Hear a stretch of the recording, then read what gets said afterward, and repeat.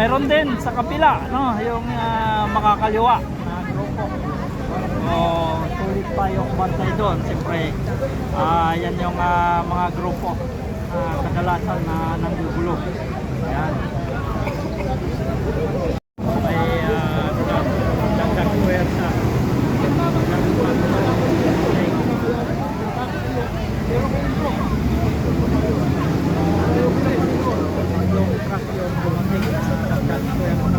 Kumain galing itong mga kanina pa, kaya nag-aapuna na sila.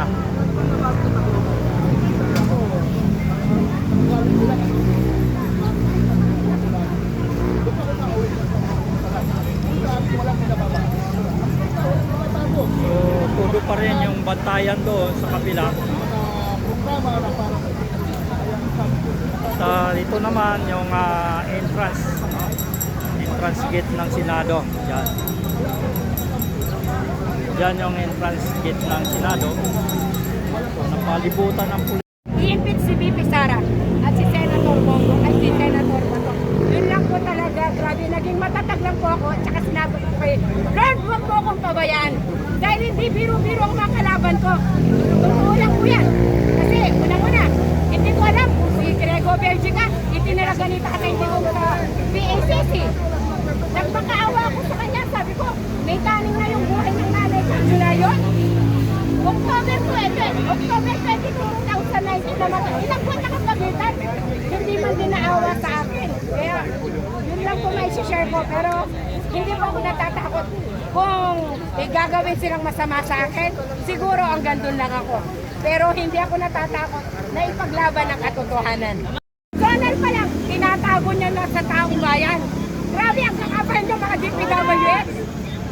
Ang titi niyo at yung mga congressman at may kinalaman sa flood control, maya naman kayo. Pinapakain niyo yung pamilya niyo galing sa nakaw. Walang iya kayo, mga buhaya, buisit. Pasensya na po kayo. Kaya ko pong patunayan yan. Biktima po talaga kami pamilya sa pata. Isipin nyo, mula 2011 hanggang ngayon, 2026 na, wala. Pinagkakaisa na ko. Namatay ang mga magulang ko, hindi ko na kami. Hanggang ngayon. Kaya, totoo po yan. Kaya nananawagan ako sa Senado na imbitahin nyo ako nang malaman nyo ang katotohanan. Kaya, huwag Bato! Bato! Ito na si Bato. Ayan na si Bato. Laban ka, Bato. Oh. Hello. Bato, Bato. Wala na yan. Sino muli? Dito na ako, dito na ako. Bato! Duterte! Duterte!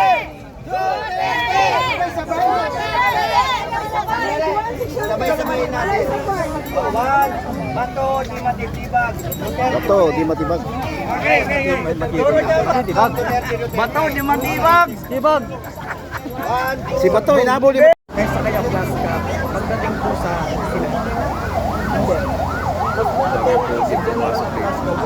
Daming prosin po.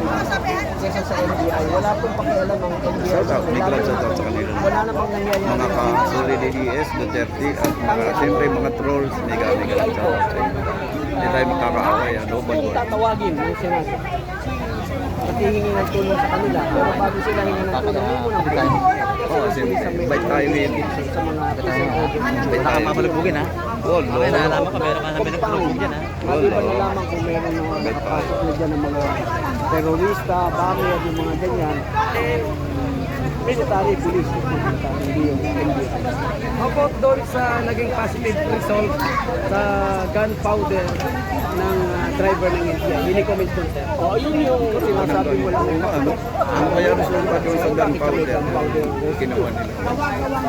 Ano niya? Pero on your personal point of view, naniniwala ka na yun ay lehitimong NBI sir? Naniniwala ako na meron silang attempt na pumasok sa gawing Sira,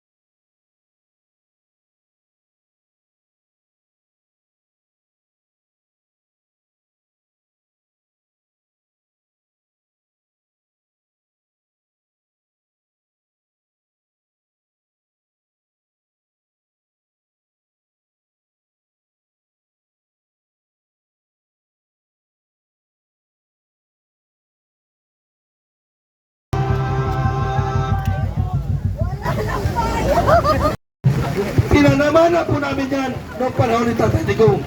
Kailan ba nabuo ang DRS?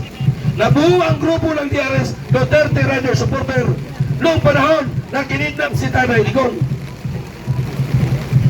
Ngayon, kikidnapin na naman nila si Bato. Kaya hindi na tayo papayag kasi noong panahon ni PRRT, wala ko tayong magawa. Gawa na nasa airport at saka hindi po tayo ready. Ngayon, sa panahon ni Senador Bato, meron na tayong experience noong panahon ni PRRT. Kaya talagang inagapan namin na hindi madugot si PRRT, si Bato. Bakit natin kailangan dugutin, ipadala sa dahig si Bato? Na meron man tayong Korte Suprema dito. Pangalawa, yung TRO, sa tingin nyo, may resulta na ba? Yung TRO, para sa akin, hindi po yan papaboran ng Supreme Court. Alam niyo kung bakit? Wala naman kasing kaso sa Bato. Bakit niya yung temporary, yung ibasura yung TRO ni Bato? Wala man siyang kaso dito sa Pilipinas. Kaya, sampahan nyo ng kaso. Di ba? Kaya, sa mga kasama natin dito sa kapulisan na naririto sa ilalim ng ulan, huwag ko kayong mag-alala mga sir. Kasi ang grupo po ng Maisog, kami po yung isang organisasyon na hindi nanggugulo. Kami na po dito ay sumisigaw, kinalampak ang ating gobyerno na tutulog. Kasi hindi natin maramdaman na mayroon po tayong presidente na mamamahala sa Pilipinas. Kasi ang nagpapatakbo sa ating gobyerno, si Lisa, yung mga advisor niya, kumbaga, si Bongbong Marcos, walang bayag yan. Hindi marunong mag-desisyon. Tingnan mo sa panahon ni PRRT, pandemic. 3 araw, 4 na araw, na isabatas agad ang bayanihan. Naalala nyo ba? For this time, naipasa agad ang bayanihan. Kaya, magkaisa tayo. Araw-araw, sa umaga, ang alam magkita-kita po tayo mga vloggers. Ang grupo na Maisog at DRS, alas 10 ng gabi, araw-araw hanggang Lunes hanggang Huwebes, nandyan po kami nag-iingay sa harap ng Korte Suprema. Ayaw nga, no? Pagkatapos doon, ang Maisog naman ay lumipat dito sa Senado.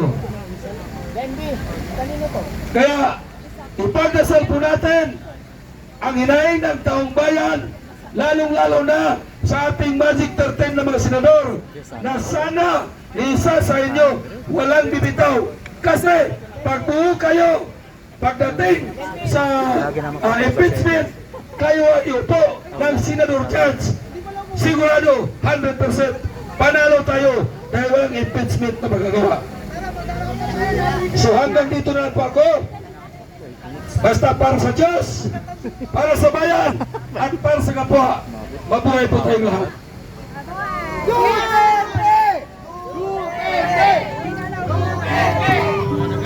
Mapagmatsyag po tayo araw-araw para maagapan natin kung ano mang panawagan sa gobyerno.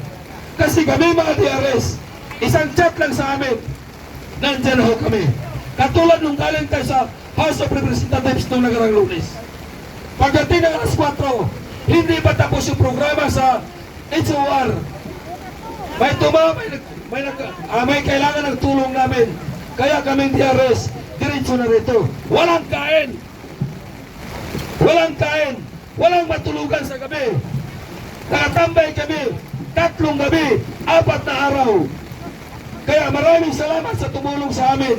Nagpaabot ng mga pagkain, tubig, yun lang po. Sapat na po sa amin yun. Kasi kami mga DRS, ang mission po namin, hindi po kami kayang bayaran ng pera. Hindi po kami nanghingi ng pera. Hindi rin po kami tumatanggap ng pera. Bakit? Mga driver lang po kami. Pero meron po kami paninitigan. Yan po yung pinaglaban namin. Di balay mangutang kami sa bahay. Huwag lang kaming humingi o tumanggap ng pera galing sa mga politiko. Kahapon, saan ang DRS kahapon walang opisina? Every Sunday, kami mga DRS, sumasama po kami sa mga charity event. Ano po yung charity event? Yung mga may sakit, tinutulungan namin. Kahapon ang DRS, 3 charity ang pinuntahan. Isa Caloocan, isa Antipolo, isa Cavite. Kaya, yung mga nagbabalak na pumasok sa DRS, mag-isip-isip po kayo. Alam niyo kung bakit? Magastos po dito. Ang tira natin puro palabas, walang papasok. Punta ka gasolina, pagkain mo sa'yo. Di ba? Kaya, ang pinaglaban po namin, ang panindigan po namin, naririnig na natin, fake news man yan, or hindi, or totoo, basta mapagmatsyag po tayo. Hindi natin hayaan na ang mga kurakot dyan sa Senado, sila ulit ang upo. No way. Kaya, kung pwede po sana, nagkalat na nga po ngayon sa social media namin, lalo na sa mga GC namin, na tayong lahat magpalit ng profile na andun si Senator Alan Cayetano. Diba? Kinalat po namin yan. Ngayon, nung nandito tayo sa panahon ni Bato, kaya nga pero akong mga post, Matibag versus Bato. Hindi nila kayang tibagin ang Bato. Tama, hindi? Hindi nila kayang tibagin, lalong-lalo na ang mamamayang Pilipino. Kaya magkaisa po tayo. Tayo pa yung kayo nakasilong na tayo sa ating mga kasama. Rain or shine? Yes, Renar Shane, solid Duterte mga kabayan. Solid. Si Sir Ting, basang-basa na. Pag talaga may nagpapalabas, ganado-ganado ka.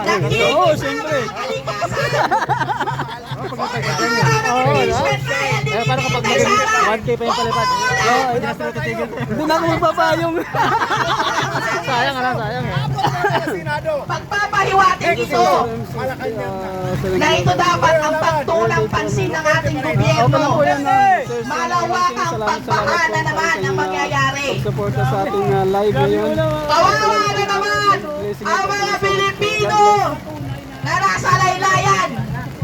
Kami na nasa laylayan. Kami na mga taxpayer. Para na naman kaming mga ano Ikaw yan? ang nababasa eh.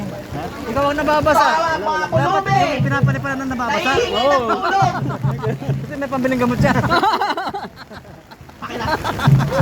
Grabe. Guys, saglit lang naman to eh. Nakapagsalita Kanina ganyan din ay eh. si Kuya Raymond ng DRS. Asan na? Asan na yung salita? Asan na? Ayun, nagpaulan din oh. Ano, pupunta ba tayo doon? Pupunta ba tayo doon? O, tara, dahan-dahan lang. Magandang hapon po sa lahat na narito. Dahan-dahan lang. Ngayon po, ay unang ulo, huwag po kayong matakot sa ulan. Ano? Legis po yan. At ang dahil sa ulan, mauungkat na naman ang kaso ng flood control. Sigurado po ako yan. Lods. Ha? Ngayon, Buti si ano, magpapasalamat po tayo. Ipagdasal po natin Ipawak mo ko sa ang lero. ating Magic 13 sa Senado. Sana wala pong bibitaw sa kanila.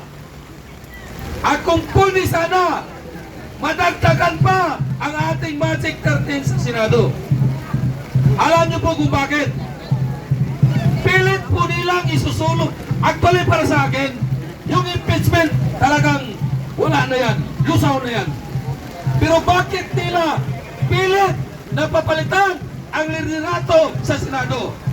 Unang rason, ayaw po nilang maungkat ang kanilang magaluguhan, lalong-lalo na sa flood control. Kasi marami pong madadawit dyan, senador man o congressman. Ang impeachment, lamang na tayo. Sana alam po, wala akong bibitaw. Kaya ipagdasal po natin na sana buo ang ating Magic 13. Ngayong araw dapat kami mga DRS, nag-uusap kami kahapon, nagpahinga muna kami kahit isang araw man lang. Kasi sa araw-araw natin ginagawa na pagsisigaw sa kalsada, baka naman sa sunod na mga araw, ang aming mga motor ay itutulak na lang. Kasi wala na kami pang gasolina. Di ba? Pero, galing ako sa bahay, pag-on ko sa app sa Movit, may nag-booking. Dito talaga sa GSIS nag-book. So, kumbaga, hinihila ang manubila ko na makarating dito sa Senado. Inarito na ako. Nagpakita po ako. Hi, Ma'am Fima. Good afternoon po. Sana, mga kapatid, Kahit ano pang ulan yan, bagyo na yan, hindi yan makakasupil sa taong mga leader, sa mga vlogger ni Tatay Digong, sa vlogger ni Inday Sara na naniniwala na ang bayan at ang mamayan ay pagdating ng panahon ay mananalo rin. So, sa mga malapit dyan na nananawagan ako dito sa Metro Manila, kahit umuulan, pumunta kayo dito, samahan natin ang laban ni Inday Sara Duterte dahil no to impeachment. Alis dito! Hanggat hindi natatapos o naibabasura ang impeachment ni Duterte Sara Duterte!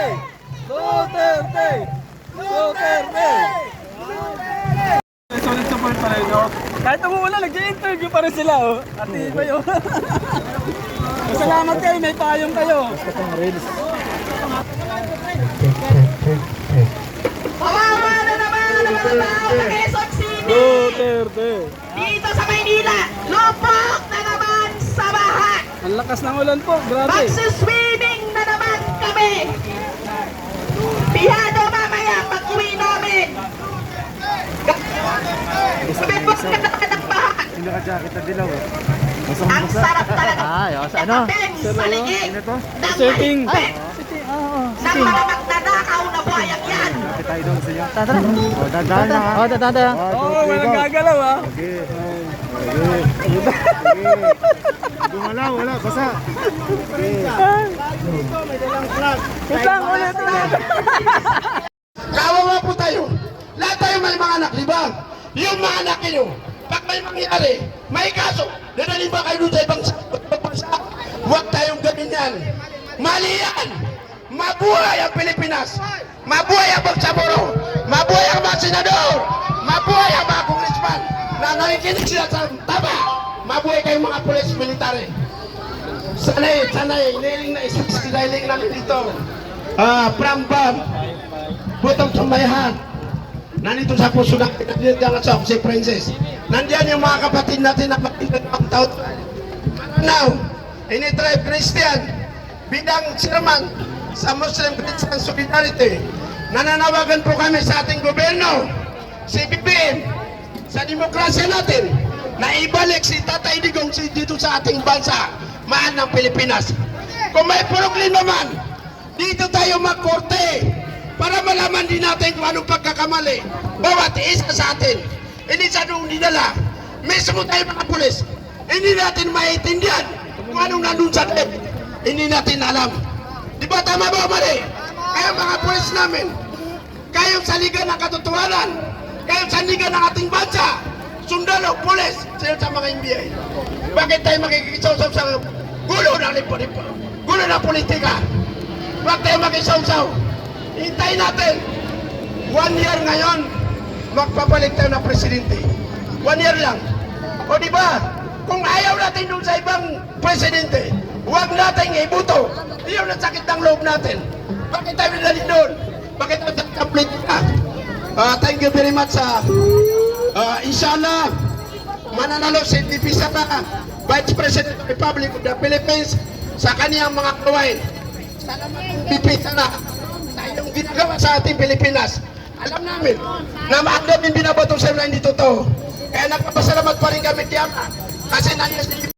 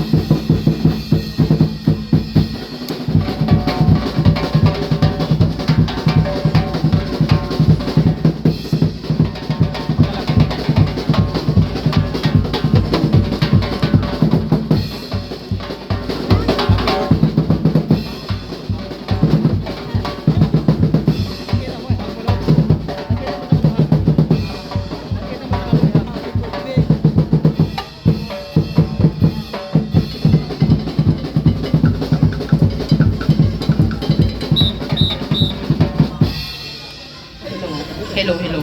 Check, hello, check. Ate Tess, Mike, Tess. Mike, oy, si Mike, there. Hello, check. Mike, there. Ayan.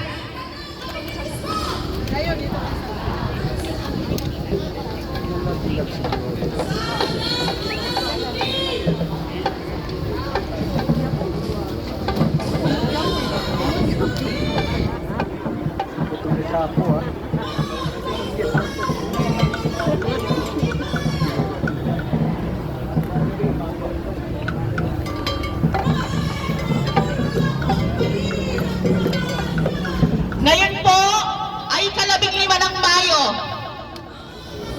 Ang unang araw para sa impeachment trial po ni VP Inday Sara.